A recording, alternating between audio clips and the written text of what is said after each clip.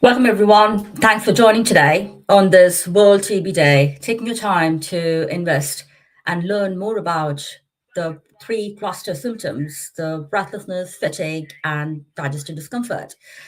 And today's session is in recognition of World TB Day, observed 24th of March every year.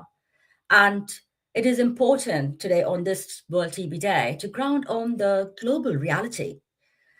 As you can see on the slides, the big figures there, 10.8 million people infected annually with TB and 1.2 million deaths annually. And one in four people are having latent TB, that's estimated figure. And that actually signals it's a widening burden of more than an active TB. And 79 million lives have been saved since 2000 with World Health Organization global efforts. And the mission of World Health Organization is to end TB by 2030.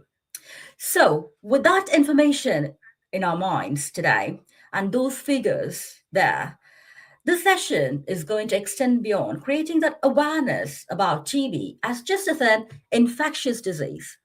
Today's session is more focused on TB and other chronic conditions similar to TB, or more than beyond the TB, which is an infectious disease, but other post-viral disease and fatigue syndrome that are linked to a long-term health challenges with the symptom clusters, the breathlessness, fatigue, and digestive discomfort.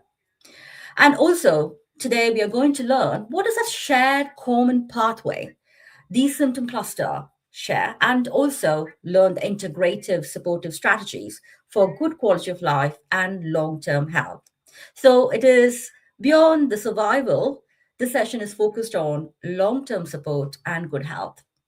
So with that in mind, I would like to celebrate our moment together wherever you're joining from, just in your own place. Make yourself comfortable and feel your own breath to bring your mind to attention in this session and to gain that wisdom bites to take home. So get comfortable wherever you are and your shoulders broad in neutral and neck in neutral and chin in neutral and focus on your gentle breathing. No effort required. I want you to recognize your breathing. Consciously breathe for the next 30 seconds. So, your 30 seconds starts now. So, gently feel that air entering your nostrils and flowing gently into your lungs and into your body with that goodness. And all the toxic gases from your body and toxic thoughts and tensions all over your body is flowing out as you're breathing out through your nostrils. Thank you for taking this moment to participate in this conscious breathing. Now, let's move on to the session. With that calmness inside us, I hope, I want you to take 1 minute to reflect silently on a scale of 1 to 5. Rate your personal experience of breathlessness, fatigue, or digestive discomfort, whichever symptoms you've been experiencing in your life. Take 1 minute.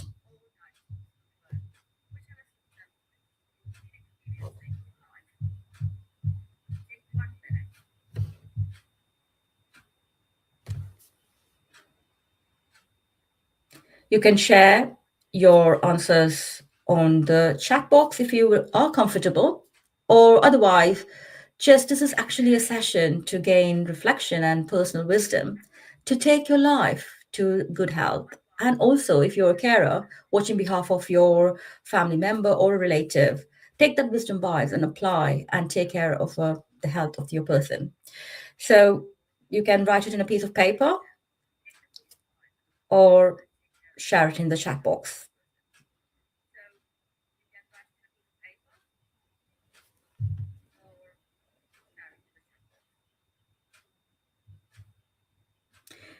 Now, let's move on to the second part. Now, share one word describing how you feel today regarding any of these symptoms. Just one word that describes how you feel today regarding any of the symptoms listed on that slide: breathlessness, fatigue, digestive discomfort. That's a quick round, 30 seconds.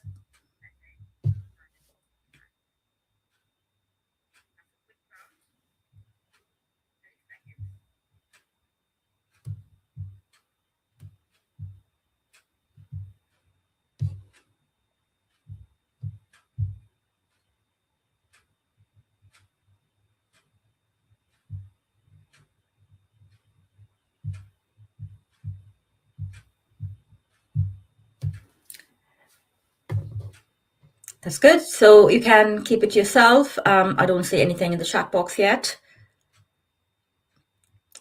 So let's move on.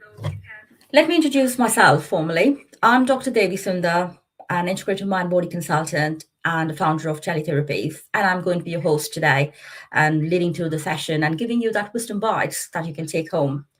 So, why you have to listen to me? I have this 23 years of experience, and my work sits at the intersection of the respiratory health, mental health, and neuroscience, hypnotherapy, Ayurveda, and integrative care. And after moving through the traditional acquisition of all the qualification, my experience, and so on, I am actually thinking my pathway is aligned towards giving education and making a change, meaningful change in the public health and to people in their own lives. And that's why the aim of this free webinars every month to help people in the community to understand the conditions and to have more knowledge about what is happening inside their body, and so that they can navigate their challenges more calmly with their own tools inside them, which I'll be sharing in the later slide, and also to reach out to appropriate support. So, who's the session for? This session is more targeted towards people with chronic illnesses, TB and beyond, and carers and clinicians, integrative health practitioners, and advanced trainees. And the session is going to explore the psychophysiological approaches to breathlessness, fatigue, and digestive disturbances. But don't get freak out there. Psychophysiological approaches is not a very complicated term for people who are lay public and who are dealing with their chronic illnesses. If you're making a cake, you're going to label the ingredients, and your body has these symptoms, and we have to understand what is the framework your body is working on, and you're feeling that challenges to navigate the challenges in a more thoughtful way so that you can gain more quality of life and good health. So ultimately, what is the aim? What I'm hoping you to take is to deeply understand the shared mechanism of the symptom triad: breathlessness, fatigue, and digestive discomfort. And also to explore the brain, immune, gut axis, and also to expand on the frameworks. The PNI stands for psychoneurological and immunological frameworks, and the breath science and Ayurvedic perspective around this symptom cluster, and also to apply the integrative tools, including the breath work, Ayurveda, nutrition, and phasing.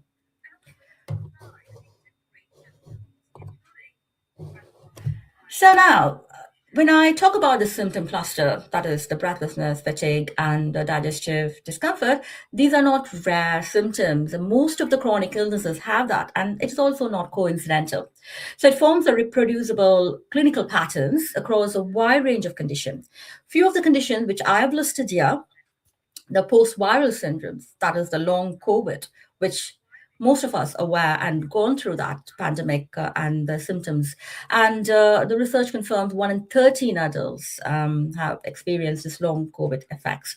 And a meta-analysis of over 41,000 patients show that over 20.4% report cognitive and mental health symptoms alongside with their physical ones.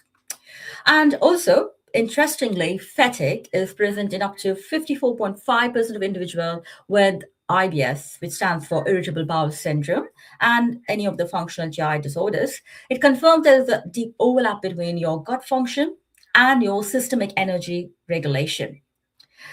And the other conditions here listed, the three conditions clustered here: myalgic encephalomyelitis, ME, commonly known, and chronic fatigue syndrome, that is CFS, and dysautonomia, that is POTS disease. Some people might be aware of. This is a rare condition, and it's a postural orthostatic tachycardia syndrome. And these three conditions have this nervous system dysregulation, post-exertional malaise, that is fatigue, and also the autonomic instability. And this contributes to the symptom cluster of these three: breathlessness, fatigue, and digestive discomfort in those conditions. And finally, and it's not the least, and it is a chronic inflammatory and trauma-related condition, chronic respiratory disease, like which I've been shouting out for and campaigning for, integrating mental health into chronic respiratory disease, like COPD, asthma, interstitial lung disease. So those conditions, active and post-TB, autoimmune disorders, anxiety, and trauma all involve a shared pathway of immune signaling and nervous system dysregulation. So, what unites these conditions is not a single pathology, but a shared pattern of system wide dysregulation across your nervous system, immune signaling, and energy metabolism. So, hope you have got the concept that the three symptoms are not in an isolated pattern. It is actually more or connected to each other, whichever conditions on displayed here you're going through. So, to deeply understand this common shared pathway, as I explained earlier in one of my outcomes, which I focused to give you today, is about the psychoneuroimmunology. This actually defines how your brain, nervous system, and immune functions are more connected, and creates a cascades mechanism for your symptoms: breathlessness, fatigue, and digestive distress. So it is, here it goes, like when you have a stressor, for example, you have trauma, infection, or chronic stress. Nowadays, we are all actually acting on a chronic stress, with high level chronic stress, but masking it with a lot of other addictive patterns. And so when there is a stressor, one of those, our brain signals the threat response. Once our brain signals the threat response, that our brain is constantly scanning, our brain designed to scan for safety. So when the stressor comes in, the brain signals the threat response, and the nervous system then shifts to sympathetic pattern. The dominance of sympathetic is anxious, trying your body to fight or fly. And when that is actually triggered with your nervous system, with the sympathetic activity, the immune system then activates the inflammation, preparing and attacking our own body cells, thinking there is actually danger. And our body is invaded by external enemies. And so that's where the immune system activates and attacks own body cells, especially it's more common in autoimmune disease. And so this cascade of symptoms actually represents as the cross-system dysregulation. So when there's a stressor, the threat response, nervous system activates sympathetic shift, and then the immune system activates your inflammation. And so there is a connection between your brain, immune, and gut axis. It's not acting independently. It is actually acting in a continuous signaling network in a coordinated pattern. So this leads to breathing becoming more inefficient under threat. So altered patterns of breathing and anger, people gasping for breath, and our cellular energy production declines. The mitochondrial inefficiency drives to fatigue. And this is all our 10th grade or 8th grade, if whatever country you've learned about the mitochondrial inefficiency, our cell energy system, how it actually gives us energy. So that mitochondria goes inefficient and this drives to fatigue. And then it is linked to the gut inflammation and altered motility, or gut digestion becomes unstable. So here comes how you can actually change the system. So this system, the cascade of the symptoms are happening because your vagus nerve is dysregulated. So when your vagus nerve is dysregulated, this cascade of symptoms is happening. So your activation of the sympathetic and dysregulation of the vagus nerve is the reason for the three cluster symptoms, whatever condition, as I mentioned earlier. So the answer or the key is to activate or regulate your vagus nerve to get back in control. So in the following slides, we can actually discuss on those things.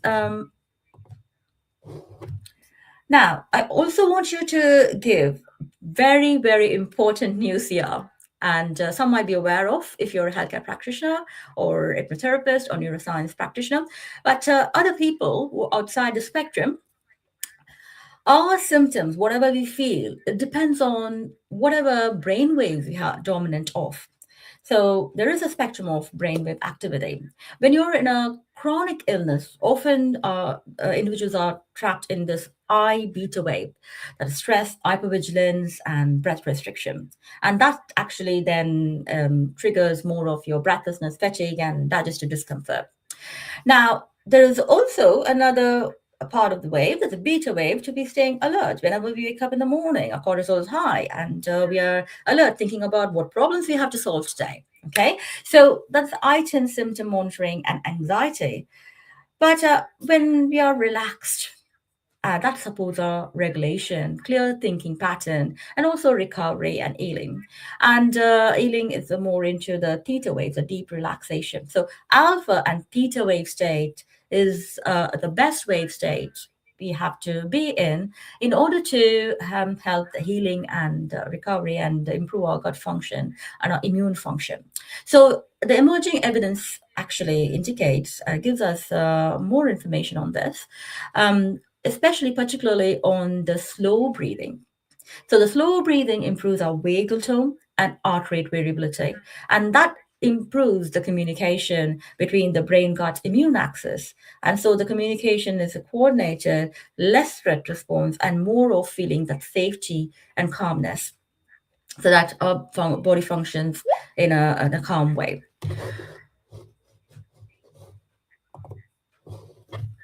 Now, I would like to introduce you to the breath codes. So, if you have heard about the breath codes before, well and good. And but if you have not heard, you're going to learn in the session.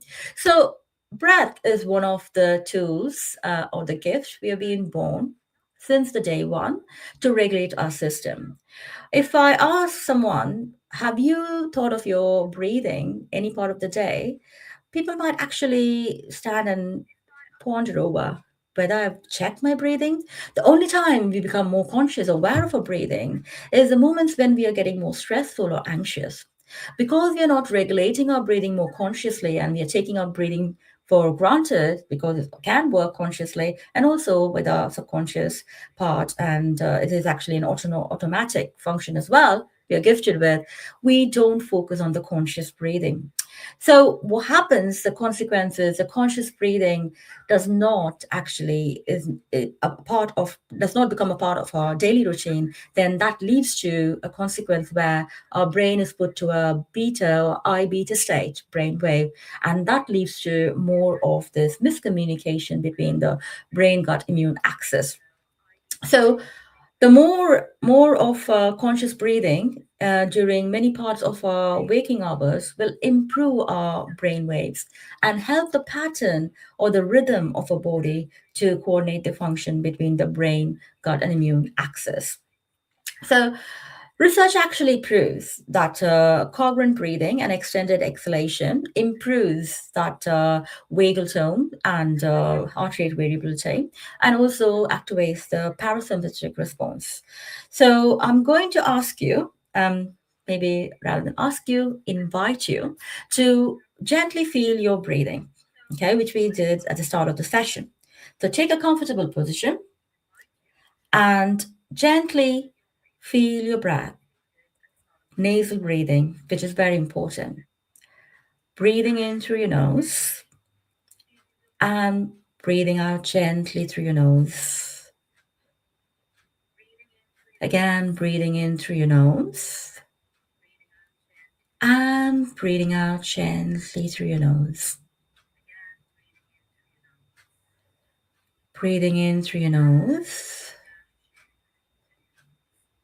Again, gently breathing out through your nose. Just follow your own rhythm. I'm not counting because each one's breathing rhythm is different. So I want you to go by your flow, go by your body's rhythm. So breathe in and breathe out. Breathe in, couple of breaths, and breathe out. Again, breathe in and breathe out. People who have blocked nose, which is common for some people struggling with chronic respiratory disease, it's okay if you want to breathe out through your mouth, but try to actually breathe in through your nose. Even if you sense the blocked nose, still your breath is going in through your nose. So breathe in through your nose and breathe out through your mouth for those who have issues with blocked nose. Now, as you're practicing this, now we are going for a congruent breathing. Keep breathing the nasal breathing. So the congruent breathing, I'm going to explain as you're gently doing your nasal breathing. So congruent breathing is you're going to breathe in for 5 and breathe out for 5. Okay, ready? So inhale, breathe in, 2, 3, 4, and 5. Exhale, breathe out, 4, 3, 2, 1. Again, inhale, breathe in, 2, 3, 4, 5. Exhale, breathe out, 4, 3, 2, 1. And one more final time. Inhale or breathe in, 2, 3, 4, 5. And exhale, breathe out, 4, 3, 2, 1. And likewise, breathing in 5 and breathing out 5, equal numbers, is going to help. It's going to, sorry, my slides changed. Yeah, so getting back to the slides. Apologies for this glitch in the technology. So now, as I was explaining the congruent breathing, so breathing in for 5 and breathing out for 5, and this actually reduces to 5 to 6 breaths if you're breathing this way per minute. Okay, so the important point is breathing 5 to 6 breaths per minute. So that synchronizes your heart rate variability and supports your vagal tone. And then you can progress to extended breathing out exhalation. So you can extend the exhalation, breathing out 6 to 8, and that activates more your parasympathetic response and reduces the air hunger. So if you're actually practicing this for 2 to 3 minutes in a small chunks during the day, maybe like after brushing your teeth, just 2 to 3 minutes of congruent breathing. Yeah. And after your small walk or during the walk, try to coordinate your congruent breathing with your steps. And during the evening time, just rather than scrolling on your phone, just go in and do some 2 to 3 minutes of congruent or extended exhalation. Or if you're having a practice of meditation at the morning and in the evening time, try to coordinate your breathing with your meditation. Because when you're sitting for meditation, it's so difficult for many of us to get that focused attention for that 10 minutes chunk or 15 or 20 minutes chunk. So instead of actually just sitting quietly and ruminating your thoughts, direct your attention to your own breathing. That's a good way, cheat sheet, I would say, to get your breathing and also clearing your thoughts and gaining that calmness inside your body. So consistent practice of this breath work can reduce your air hunger, improve your energy regulation, and support your digestive function. So there's many lots of benefits if you're going to do this consistent practice of breath work. And it's also a way, I believe, to express that gratitude for our breath, to express that gift, gratitude for a gift we have been gifted for a lifetime, which actually determines our presence in this world. So most commonly, people actually think about the breath at the birth, and when we are gasping for breath towards the end of our lifetime. But in the interim, I want you to understand from this minute, if you've not been doing this earlier, to on a daily basis, trying to appreciate your breathing, conscious breathing is going to help your body to stay in a good health and also in a good mental state. Now, I would like to bring the Ayurvedic perspective on the symptom clusters. So, the Ayurvedic lens is actually same as coming to the modern research principles. So, it's these symptom clusters of breathlessness, fatigue, or digestive discomfort um, ends up with two imbalances: vata imbalance and pitta imbalance. Yeah, these are doshas in the Ayurveda, we call it as. So this doshas is combination of elements in our five elements in our body. So I'm not going to deeply go into the Ayurveda. I've done a webinar on Ayurveda earlier last year. So you can go back to my YouTube channel, Breathe Thrive with Devi, and you can watch that webinar to get more idea about the Ayurveda and the doshas and elements. So in this video, in this webinar, I'm going to very much focus on this clusters, symptom cluster, and what is the imbalance with the symptom cluster. So the vata imbalance is actually leading to the nervous system dysregulation, breath irregularity, and fatigue. So that actually is, when you talk about the modern research concepts, it mirrors that modern research confirms these are resulting from the autonomic dysfunction. And also, the pitta imbalance leads to inflammation, digestive disturbances, and metabolic disruption.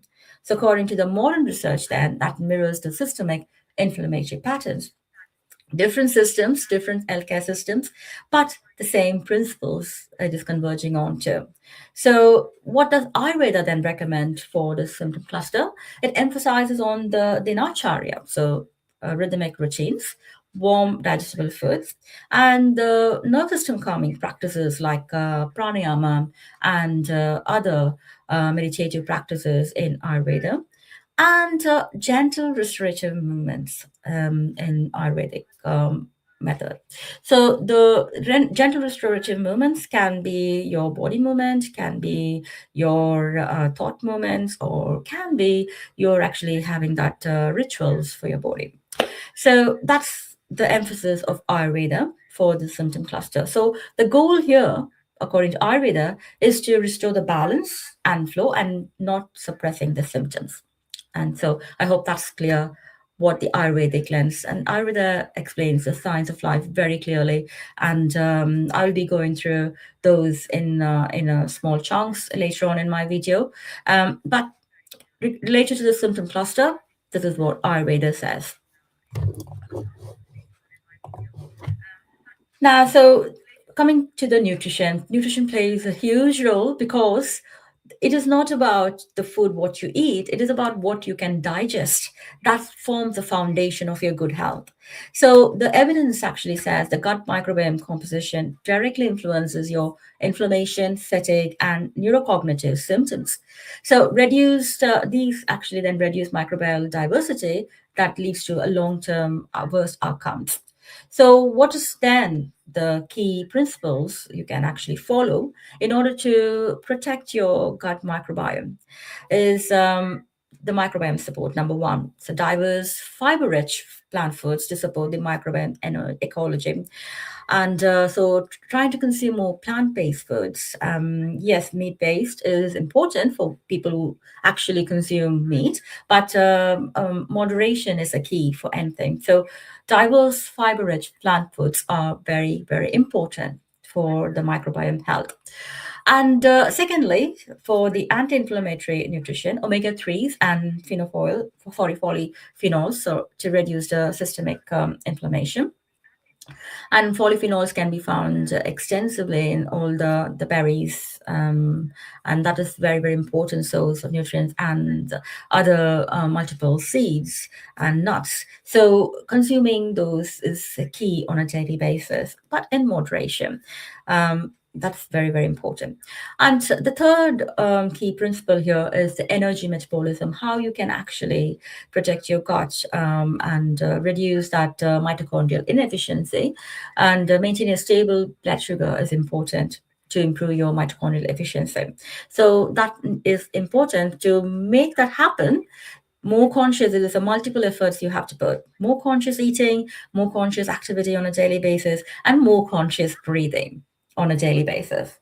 And finally, the fourth, personalization. So diet is not prescriptive. One might feel that one healthy food might suit their body. For the other person, it might not. So it's not actually prescriptive. There is no global prescription of diet. It's about the individual variability. And talking from the Ayurvedic lens, our bodies are formed of five elements and different three doshas and vata, pitta, and kapha, and those actually determine what food we have to be eating on a daily basis for a good gut health. So I hope this has given you understanding of what we eat is not important. We need to choose the food what we can digest in order to maintain a good kind of brain, gut, and immune axis. So now I'm just going to summarize so far what you've learned. What the evidence tells us is number one, the symptom cluster across multiple conditions, which you've seen on the first slide, they are systemic, not incidental. And secondly, the brain immune gut axis is the central organizing system. And third, the gut microbiome and inflammation plays a major mechanistic role. And fourth, nervous system dysregulation drives both breath and fatigue patterns. And finally, the fifth, effective intervention must be a multi-system and an integrative approach. So, bringing this all together, the pacing principle, as you say, the body requires always a body scans for safety. So it requires safety, consistency, and gentle regulation, not force. So you cannot actually force your body to act your intention or will. So it's not a willpower. It's about how you actually maintain your breath, your food, and that determines your activity and your body's response to your activity. So pacing is central to recovery. It's not about overdoing. It's about the moderation and control and doing in chunks. So work within your energy envelope, know your energy envelope, what it is or for the day, and plan your day accordingly. And alternate activity with intentional rest and avoid that push crush cycle. Okay, so don't push beyond your limits. That's why you have to know your energy envelope. So, layering, how you do that? What are the ingredients, as discussed earlier? Layering your breath work, nutrition, and calming practices to support synergistic effect. And not any one single intervention, it is a combination of these that will help you to gain that regulation of brain, gut, and immune axis.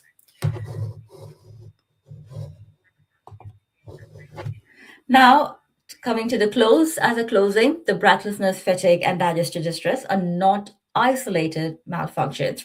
They are the signals from an interconnected system that attempts to adapt and protect. So I hope that by understanding in this session the neuroimmunological pathways and the brain immune gut axis as a unifying framework, you can regulate your body using your breath, nutrition, rhythm, and pace to pacing, restore your nervous system and safety, and also to reduce that physiological burden inside your body, which we saw in that core pathway in the second slide of the PNI.